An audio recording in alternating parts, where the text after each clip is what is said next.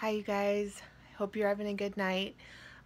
I just wanted to step out of my own personal comfort zone and talk to you instead of write to you, because the last 24 hours have been kind of different and epic, and just your response to just my weariness and our family just kind of going, it's just been, you guys have just been incredible. I don't even know how to put it into words. I'm just so thankful for how you love us and pray for us, and how you share Chase's story and everything else. So I just wanted to give you a little update. I've now heard from all the teams involved, and there's kind of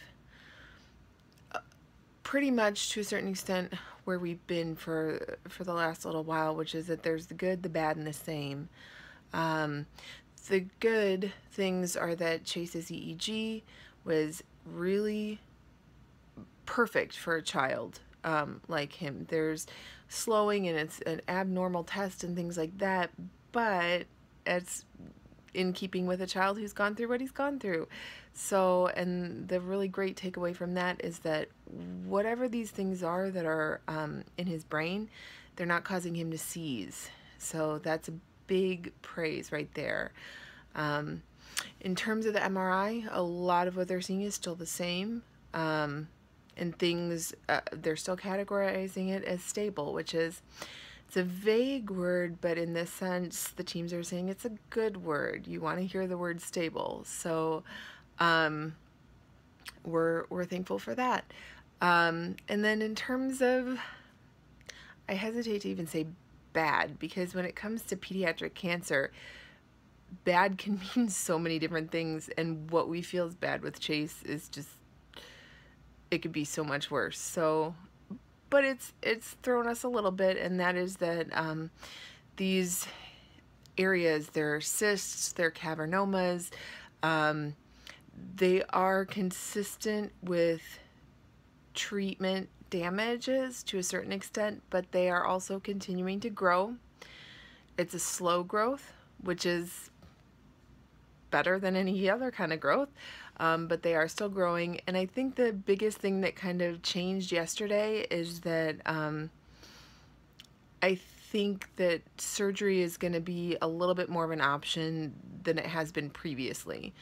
Up until this time, surgery has kind of been maybe something we'd have to think about someday, possibly. And as of yesterday, I think the dialogue changed a little bit to kind of start to prepare us that this is probably the road we're going to be on with Chase. It's still obviously a ways away because Chase is asymptomatic and he's in really good shape. But I think that we're starting to wrap our minds around the fact that that Chase is most likely going to need surgery at some point to remove these things as they continue to grow, and will ultimately, you know, start pressing on his brain.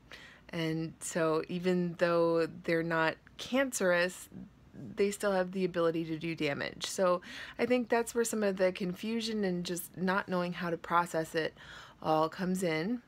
But tonight, as I'm sitting here, it's just taking it moment by moment. And right now, Chase is okay. And so that's where we stay, and we wait in that, and we'll do this all again whenever the next scan comes up.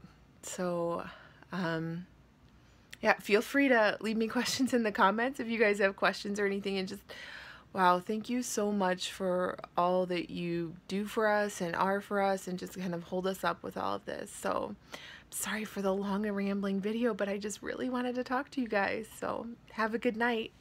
Bye.